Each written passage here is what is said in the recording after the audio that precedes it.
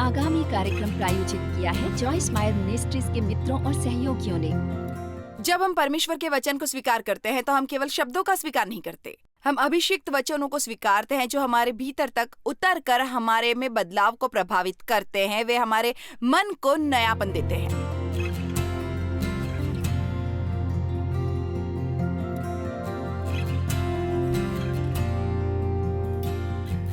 मैंने एक नई पुस्तक लिखी है, सीज द डे, और मैं इसको लेकर बहुत रोमांचित हूँ। ये कुछ ऐसा है जो परमेश्वर ने वास्तव में कुछ साल पहले मेरे दिल में दिया था। आखिर में मैंने फैसला किया कि इसकी एक पुस्तक बनाऊं। मैं लोगों को सिखाना चाहती हूँ कि अपने जीवन को एक उद्देश्य के लिए एक उद्देश्य के साथ जिए। ये समझे कि उन्हें रहस्यमय हालात का शिकार नहीं होना है, लेकिन वे वास्तव में अपनी मुक्त इच्छा का इस्तेमाल परमेश्वर की इच्छा को चुनने के लिए कर सकते हैं, ताकि वे अपना अच्छा जीवन पा सकते हैं जो परमेश्वर चाहते हैं कि वो पाए।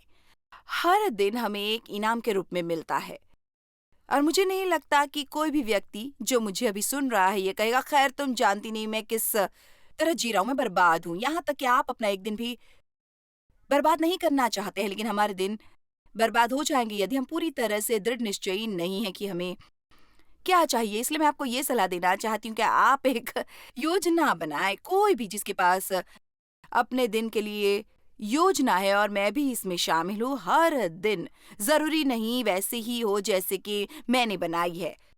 अगर मेरे पास योजना नहीं है तो कुछ भी नहीं होता। अगर मेरे पास कोई योजना नहीं है तो मेरे पास संकल्प भी नहीं है। अगर मेरे पास लक्ष्य नहीं है तो मेरा मन किसी के लिए तैयार नहीं है। तब ऐसा कुछ आ जाएगा जो पूरी तरह से मेरा समय चुरा लेगा और मेरा दिन भी। और आप जानते हैं क्या होगा? दिन के आखिर में मैं बहुत निराश हो जाऊंगी। मैं दिन के आखिर में पहुंचकर निराश होना नहीं चाहती, क्योंकि हर दिन मुझे बर्बाद नहीं करना है। या फिर भी वास्तव में ये भी याद नहीं है कि मैंने अपने समय के साथ क्या किया। मुझे लगता है हमें योजना बनाने की जरूरत है, एक प्रार्थना पूर्ण योजना। मैं अपने जीवन के किसी दिन को बर्बाद नहीं करूंगी, परमेश्वर को कहे बिना मैं पवित्र आत्मा का नेतृत्व चाहती हूँ। बाइबल हमें सिखाती है सोचना और योजना बनाना, लेकिन हमें हमेशा उन योजनाओं को परमेश्वर के बदलने के लिए रखना है यदि उन्हें लगता है कि उन्हें ऐसा करने की जरूरत है। शायद किसी ऐसे दिन आपके रास्ते में ऐसे लोग आ जाते हैं जो कि वास्तव में निराशाजनक जरूरत में हैं। खैर, शायद आपको अपनी योजना बदलने की जरूरत है ताकि उनकी मदद करे। इसलिए जब मैं कहती हूँ योजना बनाओ, मेरा मतलब है कि अपने लिए नहीं, दूसरों के लिए भी योजना बनाओ।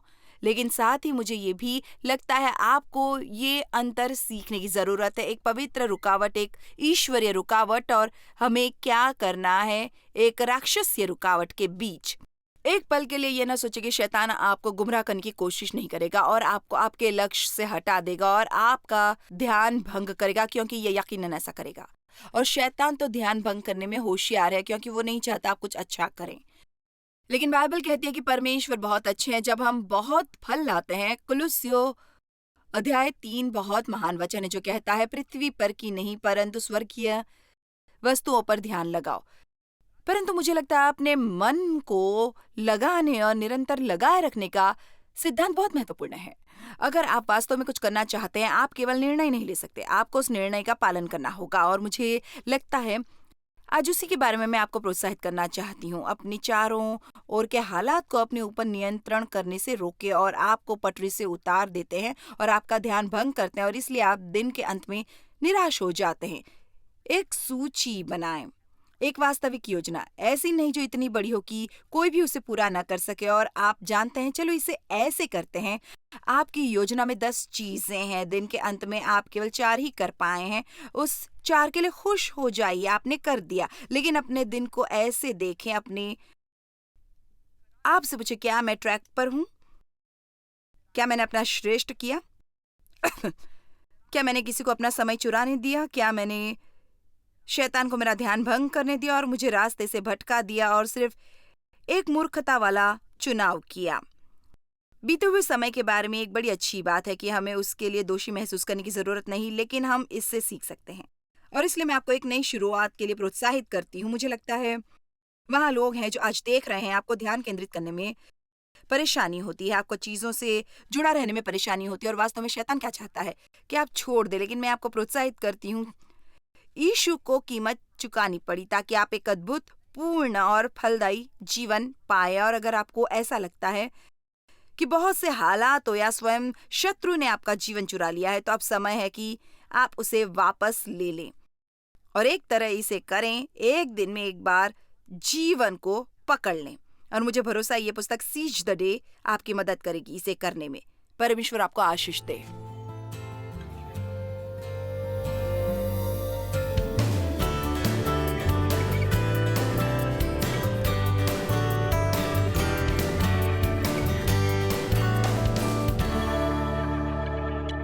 समय ऐसी चीज है जो हम सबके पास समान मात्रा में है। दिन के 24 घंटे, सप्ताह के 7 दिन, यही सब आपको मिलते हैं। क्या ये अद्भुत नहीं है कि कुछ लोग अपने जीवन में इतना सब कुछ करते हैं और दूसरे लोग इतने दयनीय रूप से इतना थोड़ा करते हैं अपने जीवन में। हम इसके लिए हालातों को दोष नहीं दे सकते। हम हैं जिन्हें जरूरत है उठें और जीवन को जीना शुरू करें समझदारी से कि परमेश्वर चाहते हैं कि हम जिएं और हमारे चारों ओर होने वाली चीजों को दोष देना बंद करें। कैसे, कहाँ से हम उठाए गए थे, सरकार को, इसको उसको। समय बहुत कीमती है कि बर्बाद किया जाए। और अगर आप भरोसा नहीं करते, आप बस इंतजार करें जब तक कि आपको कुछ मिल न जाए 60वें या 70वें में। और देखो, अगर आपको नहीं लगता कि समय कीमती है, मैंने इसके बारे में कभी इतना नहीं सोचा था। जब मुझे एक दिन मेडिकल के लिए जाना पड़ा और मैं आपको बता रही हूँ वो ऐसा था, मेरी उम्र इतनी हो गई है कि मुझे चिकित्सा सहायता लेनी पड़े। ये तो बस मुझे नहीं लगता, ये तो इसी चीज को दिखाता है। और हर साल आप 1 साल बूढ़े हो जाते हैं और आप जैसे बूढ़े होते हैं साल उतनी ही तेजी से सरकते हैं। अब मुझे पता है अगर आप 20 के हैं, आप तो जैसे, खैर इसका मेरे साथ कोई संबंध नहीं है। खैर हनी कृपा मेरी बात सुनिए, आप 20 के हमेशा नहीं रहेंगे, आप 40 के भी हो जाएंगे और आप 40 के बाद 50 के हो जाएंगे। और अब जानते हैं, और बात यह है कि अगर आप अभी अपना जीवन समझदारी से जीते हैं तो आपका भविष्य अच्छा होगा। और अगर अभी आप अपना समय बर्बाद करते हैं तो आप नहीं जानते कि अंत में आपके साथ क्या होगा सिवाय पछतावे के। और मुझे लगता है कि पछतावा बहुत ही खराब चीज है। ये ऐसे कि आप उदास हैं और आपको किसी चीज का पछतावा है, लेकिन अब आप वापस जाकर उसे ठीक नहीं कर सकते। आप वापस जाकर उसके बारे में कुछ नहीं कर सकते। इसलिए हमें सही चीजें सही उम्र में करने की जरूरत है, और वो है आज। मैं हैरान हूं कि कितने लोग अपने जीवन के अंत में ये महसूस करते हैं कि उन्होंने सच्चे अर्थों में वैसा ही जीवन जिया है जैसा उनके जीने का तात्पर्य था या वे वैसा जीना चाहते थे। एक दिन मैं किसी से बात कर रही थी और उसने कहा, आप जानते हैं बहुत बड़ी तादाद में लोग हर दिन उस नौकरी पर काम करने जाते हैं जिसे वे बर्बाद नहीं कर सकते। और आप जानते हैं उनमें से ज्यादातर इसे क्यों करते हैं? सिर्फ पैसों के लिए। हमें थोड़ी और हिम्मत की जरूरत है। हमें यह पता करने की जरूरत है कि परमेश्वर हमसे क्या चाहते हैं और हमें संतुष्ट होने की जरूरत नहीं है अपना जीवन जीने के लिए ऐसा कुछ करने से जिसे हम नफरत करते हैं। लेकिन परमेश्वर को आपकी मदद करने दें ये जानने में कि आप वास्तव में क्या पसंद करते हैं। मैं जो कह रही हूँ ये मुझे बहुत अच्छा लगता है। जब आप अपने काम से प्रेम करते हैं, आप भी नहीं, मेरा मतलब है, हाँ आपको पता है आप काम कर रहे हैं, लेकिन कभी कभी ऐसा होता है, मैं इसमें अंतर नहीं बता सकती कि मैं कब काम कर रही हूँ और कब काम नहीं कर रही हूँ, क्योंकि मैं ऐसा महसूस नहीं करती कि ये मेरा काम है, ये मेरा जीवन है। आइए भी हमें हर बार वापस उस द्वार पर जाना है। मैं चाहती हूँ, मैं चाहती हूँ, मैं चाहती हूँ, यही तो है जिसे हमें रोकना है। हमें चाह नहीं रखनी है, हमें एक्शन करना है, हमें प्रार्थना करना शुरू करना है और परमेश्वर पर विश्वास करना है। यदि ऐसा कुछ है जिसे आप वास्तव में करना चाहते हैं और जिसे करने की योग्यता अभी आप में नहीं है, तो अभी आप जो कर रहे हैं उसे ही करते हुए कुछ शिक्षा लेनी शुरू करें जो आपको पसंद है उसे करने के लिए।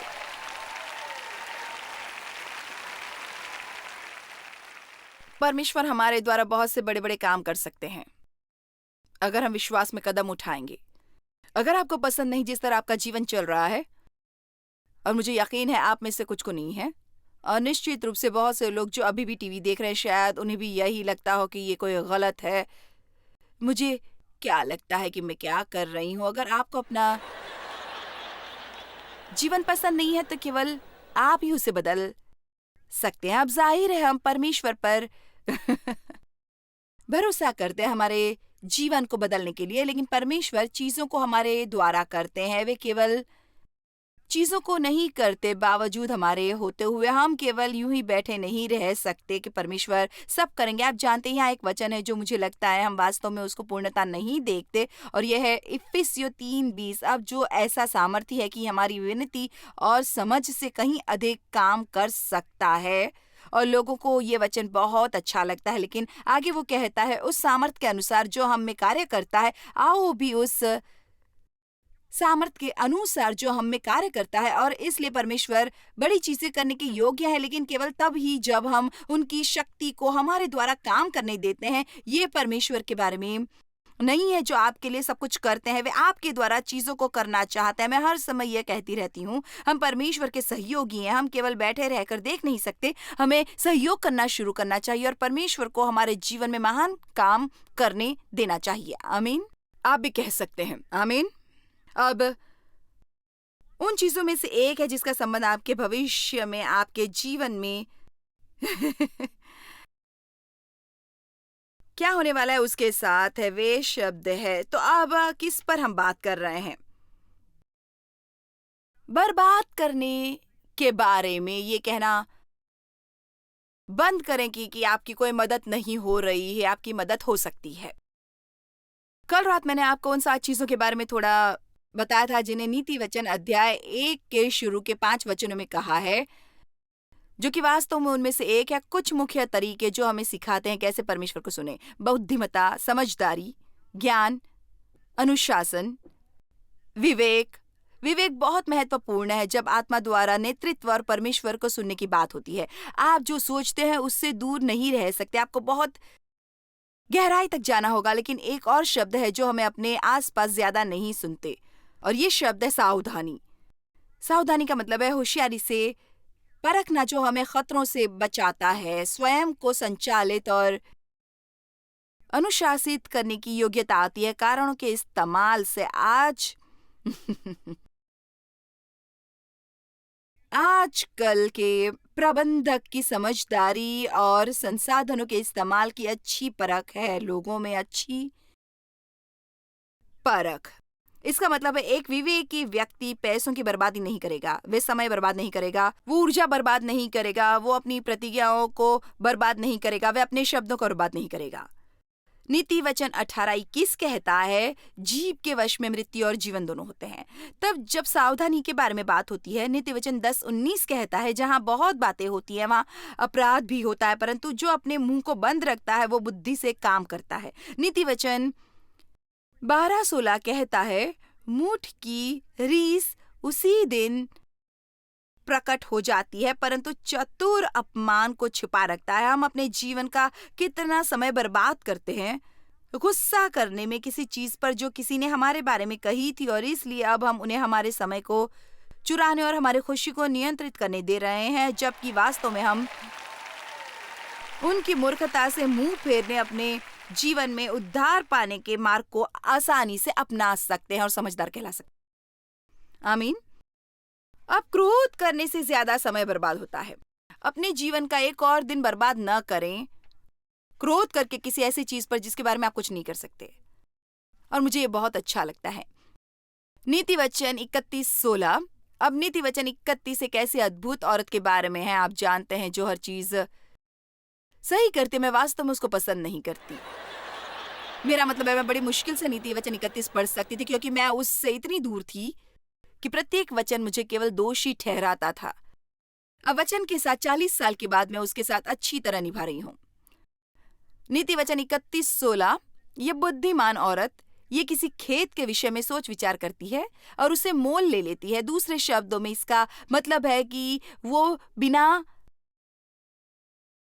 गंभीर सोच विचार के कुछ भी नया ऐसे ही नहीं कर लेती, अगर वो वास्तव में अपने जीवन में इसे उपयुक्त बना सकती है और फिर भी शांति से है। आइए भी अभी हाल ही में आपने किसके लिए हाँ कहा है बिना सोचे समझे? तब आप यही सोच रहे हैं कि आपने हाँ न कहा होता। आप में से किसी ने ऐसा किया है? हाँ, खैर, ज्यादा विवेक बनाए रखे। वो किसी नए खेत के विषय में सोच विचार करती है और उसे मोल लेती है और अपने वर्तमान कर्तव्यों की अपेक्षा नहीं करती दूसरे अन्य कामों को अपना कर। मुझे ये अच्छा लगता है। कुछ लोग इतने ज्यादा व्यस्त रहते कि उनके पास अपने वचनों के साथ भी बात करने का समय नहीं होता। वो इतने व्यस्त होते हैं कुछ और करने में, पैसा कमाने में, कि उनके पास किसी और चीज के लिए समय नहीं होता। जब आप अपनी मृत्युशैया पर होंगे, आप अपना बैंक बैलेंस देखने की मांग नहीं करेंगे। आप अपने परिवार को चाहेंगे और इसलिए अभी समय है कि आप उनके साथ समय बिताएं और बहुत ज्यादा बेवकूफी भरे काम न करें कि आपके पास जरूरी कामों को करने का समय ही ना रहे। आपके रोमांच के लिए धन्यवाद।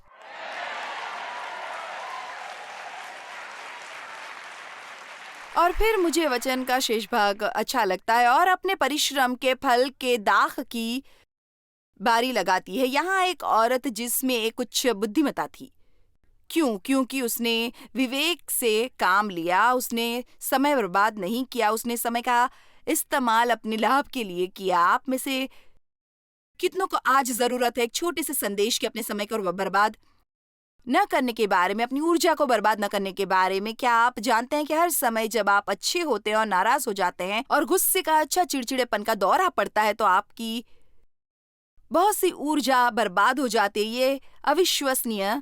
एक दिन किसी ने कहा कि चिंता आप में से इतना ले लेती है जितना पूरा सप्ताह भर का काम। ऐसी चीजें करना मुश्किल होता है क्योंकि हम इसके लिए नहीं बने हैं। अब अगर आप उपयोगी जीवन नहीं जी रहे हैं तो आपको अपने जीवन के फल को देखने की जरूरत है। मैं अपने जीवन में क्या सिद्ध कर रही हूँ? अपने आप से बात करें। मैं लोगों को हर समय बताती हूँ कि अपने मिलने का समय तय करें और अपने आप से एक मीटिंग करें। बस अपने आप से कहने के लिए, ठीक है, क्या मैं वास्तव में वही कर रहा हूँ जो परमेश्वर चाहते हैं? मुझे पर्याप्त आराम मिल रहा है? क्या मैं अच्छा फल पा रहा हूँ? आप जानते हैं, आज हर कोई व्यस्त है, व्यस्त व्यस्त व्यस्त। लेकिन परमेश्वर ने हमें व्यस्त होने के लिए नहीं बुलाया है, उन्होंने हमें बुलाया अच्छा फल देने के लिए। आमीन। मैं आपसे पूछती हूँ, आप व्यस्त हैं या उपयोगी हैं? अभी तक इस साल में आपने क्या किया है? मुझे नहीं पता। आपको नहीं पता? उठो, काम पर जाओ, घर आओ, शिकायत करो, फरियाद करो, उठो, काम पर जाओ, घर जाओ, ग्रोसरी स्टोर जाओ। मैं जानती हूँ, मैं सब कुछ जानती हूँ। अगर आप एक उपयोगी जीवन नहीं जी रहे तो इसके लिए अपने हालातों को दोष न दें। अन्य लोगों को आज दुनिया जैसी है या वैसे लोग हैं, हमें परमेश्वर की मुक्त इच्छा मिली है। हम अपनी पसंद का जीवन जी सकते हैं हर दिन। आपको बस बदलाव करना है। क्या यहाँ कोई सोच सकता है ऐसी चीज के बारे में जिसे उन्हें अपने जीवन में बदलने की जरूरत है? किसी को भी? चलो देखते हैं। आप इतने थके हुए हैं कि आपका हाथ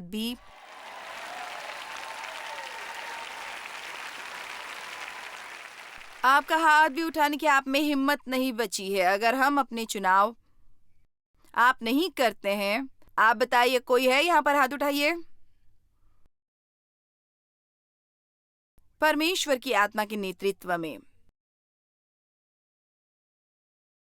आखिर में हमें पछताना पड़ेगा अब हमारे वचनों को जिन्हें हम हर संदेश में बांट रहे हैं और उन्हें दोबारा शेयर करने के लिए मैं क्षमा नहीं मांगूंगी। हमें वही चीज बार बार सुनने की जरूरत है। इफिसियों 5:14-17। इस कारण वो कहता है, हे सोने वाले, जाग और मुर्दों में से जी उठ। मुझे अच्छा लगता है बहुत से मुर्दा आज दुनिया में घूम रहे हैं, तो मसीह की ज्योति तुझ पर चमकेगी। इसलिए ध्यान से देखो। आप जानते हैं, हमने कहा था सावधानी से का मतलब क्या है?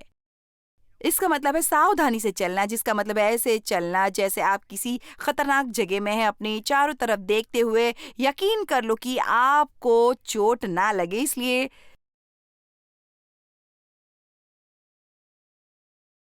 इसलिए ध्यान से देखो कि कैसी चाल चलते हो। निर्बुद्धियों की नाई नहीं पर बुद्धिमानों की नाई चलो और अवसर को बहुमूल्य समझो। आज इसके बारे में तो हम बात कर रहे हैं और इस अवसर को बहुमूल्य समझो क्योंकि दिन बुरे हैं। इस कारण निर्बुद्धि न हो पर ध्यान से समझो, या नहीं तो आप कह सकते हैं, पकड़ लो कि प्रभु की इच्छा क्या है। निर्णायक बनो। आप में से कुछ हैं जो लंबे नावों पे सवार है। ये दयनीय है। निर्णय ले, किसी चीज के लिए दृढ़ संकल्प बने और किसी दिशा में चलना शुरू करें।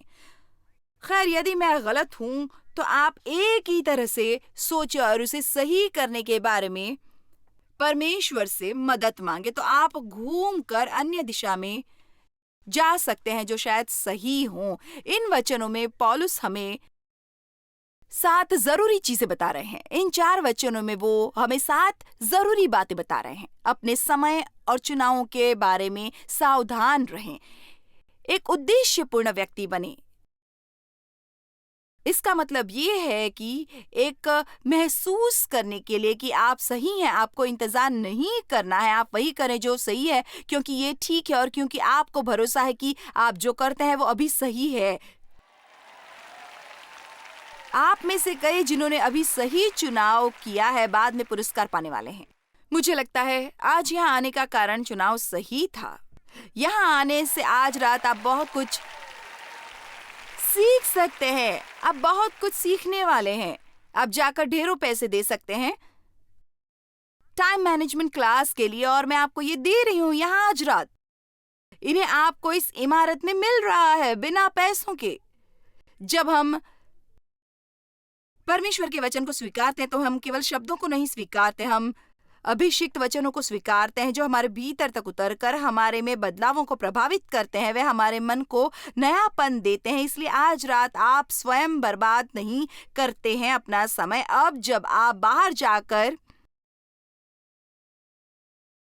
पूरी रात अड्डा जमाते हैं तो समय बर्बाद होता है, लेकिन आज रात आप समय बर्बाद नहीं कर रहे हैं, आप अपने समय को इन्वेस्ट कर रहे हैं। अगले सप्ताह मुझे लाभ मिलता है जब मैं उपदेश देती हूँ, क्योंकि जो मैं करती हूँ उसके लिए मुझे अध्ययन करना पड़ता है और मुझे स्वयं को सुनना पड़ता है।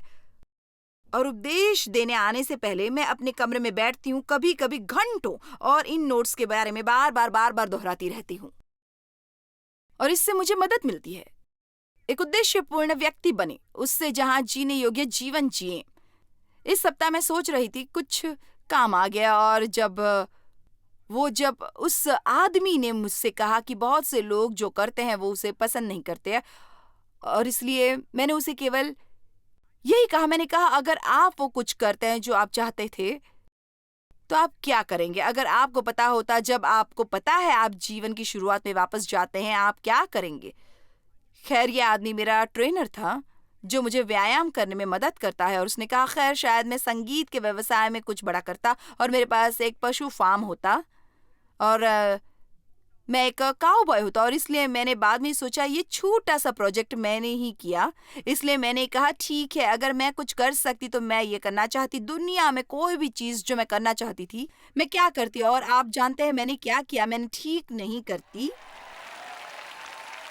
जो मैं अभी कर रही हूँ। और मुझे लगता है एक तरह से आपको अपने आप से पूछने की जरूरत है, ये क्या है जो मैं वास्तव में करना चाहती हूँ? और अगर आप अभी उसे नहीं कर सकते तो इसका मतलब है आप इसके लिए प्रार्थना करना शुरू कर दिए ताकि आप बाद में वो कर सके। नंबर 4, उसके बारे में वास्तव में विचार करें जो हम करने का चुनाव करते हैं और बुद्धिमानी से निर्णय लें। नंबर 5, वो कहता है कोई अवसर अपने हाथ से जाने न दे। नंबर 6, अनिश्चित, विचारहीन और मूर्ख न बने। और नंबर 7, परमेश्वर की इच्छा को जाने और मजबूती से इसे पकड़ कर रखें।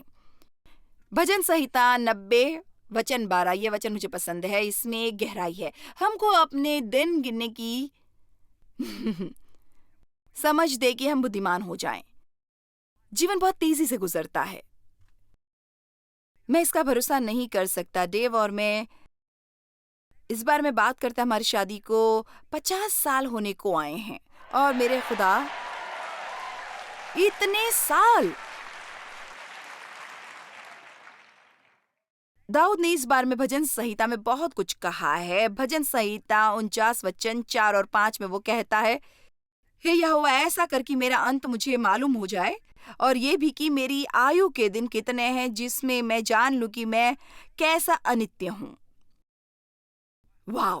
देख, तूने मेरी आयु बलिष्ठ मर की रखी है और मेरी अवस्था तेरी दृष्टि में कुछ भी नहीं है। सचमुच सब मनुष्य कैसे ही स्थिर क्यों न हो तो भी व्यर्थ ठहरे हैं। अब मैं जानती हूँ कि आप अभी ये कल्पना करेंगे हर 1 मिनट में कि कब्रिस्तान जा रहे हैं।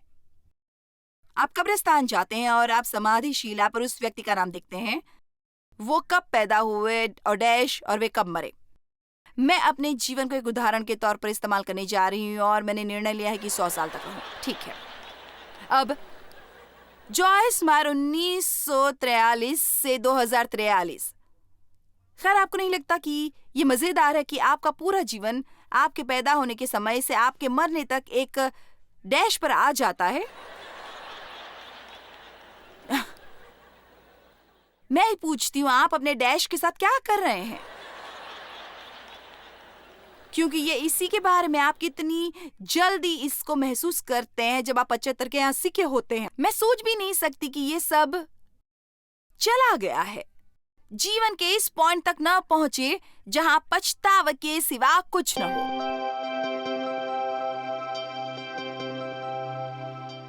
हम सबके पास समय सही मात्रा में है, लेकिन हम उसका इस्तेमाल कैसे करते हैं वो अलग हो सकता है। हमें अच्छा चुनाव करने की जरूरत है, पवित्र आत्मा के नेतृत्व के साथ। अपना जीवन परमेश्वर की बुद्धिमत्ता के अनुसार जिए, इस तरह आपको कोई पछतावा नहीं होगा अपने जीवन जीने के तरीके पर।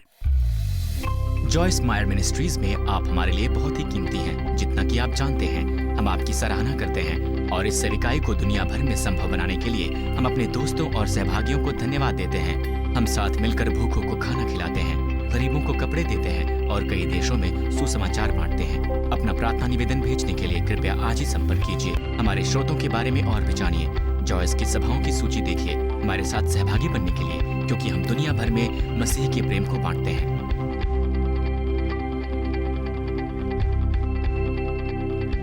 इसका खर्च उठाया है जॉयस मायर मिनिस्ट्रीज के मित्रों और सहयोगियों ने।